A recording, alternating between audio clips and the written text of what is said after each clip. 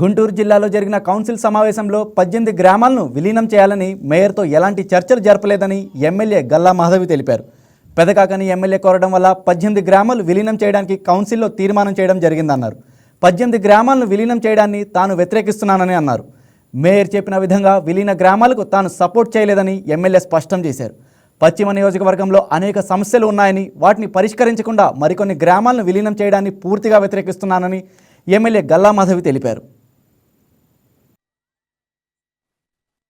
Pattipadu MLA గారు ఒక 11 గ్రామాలని విలీనం చేయాలి, మరి మెగా సిటీగా దీన్ని ఆవిష్కరించుకోవాలి అనే ఒక సత్సంకల్పంతో వారు ఒక ప్రతిపాదన చేయడం జరిగింది.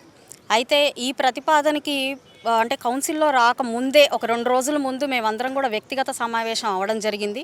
ముగ్గురం ఎమ్మెల్యేలము, మేయర్ గారు, కమిషనర్ గారు, ఇతర అధికారులు అందరి సమక్షంలో కూడా దీని మీద ఒక చర్చ జరగడం జరిగింది. అయితే మాకు అనేక అంశాల మీద కొన్ని దీని అడ్మినిస్ట్రేటివ్ పరంగా కానివ్వండి, మౌలిక వస్తువుల కల్పన కానివ్వండి, అనేక అంశాల మీద కొంత ఇబ్బందికరమైన పరిస్థితులు మాకు అనిపించి ఇది ఇప్పటికిప్పుడే ఫాస్ట్గా మనం ఏదో ఇవాళ అనుకుంటున్నాము రేపు జరిగిపోవాలి అనే ఒక నేపథ్యంలో కాకుండా కొంత ఆలోచించుకొని చేయాల్సిన పరిస్థితి అని మేమందరం, నేను ముఖ్యంగా పశ్చిమ నియోజకవర్గం నుంచి అభిప్రాయపడడం జరిగింది. అదే అభిప్రాయం కూడా మనకు అక్కడున్న మేయర్ గారికి కానివ్వండి, ఎమ్మెల్యేలకు కానివ్వండి, రామాంజనేయులు గారికి కానివ్వండి నేను చెప్పడం కూడా జరిగింది.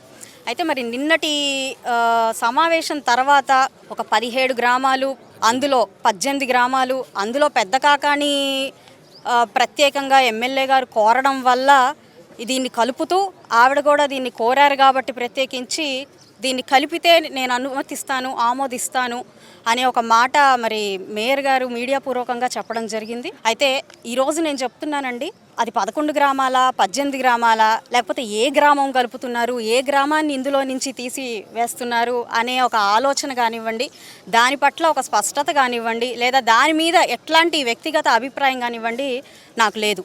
ఎందుకంటే గుంటూరు పశ్చిమ నియోజకవర్గం ఇప్పటికీ ఒక 10 సంవత్సరాల నుంచి కూడా ఒక సరైన నాయకత్వాన్ని లేకుండా మౌలిక వసతుల సదుపాయంలో కూడా ఇంకా పోరాడుతున్న పరిస్థితుల్లో ఉంది.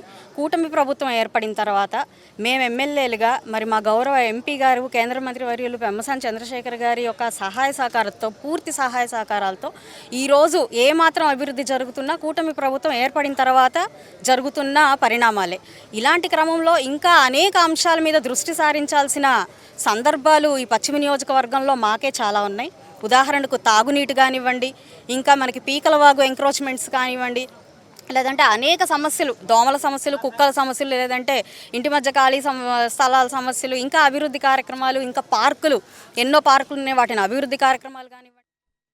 ఈ వీడియో మీకు నచ్చినట్లయితే లైక్ చేయండి, షేర్ చేయండి, మా ఛానల్కి సబ్స్క్రైబ్ చేయండి.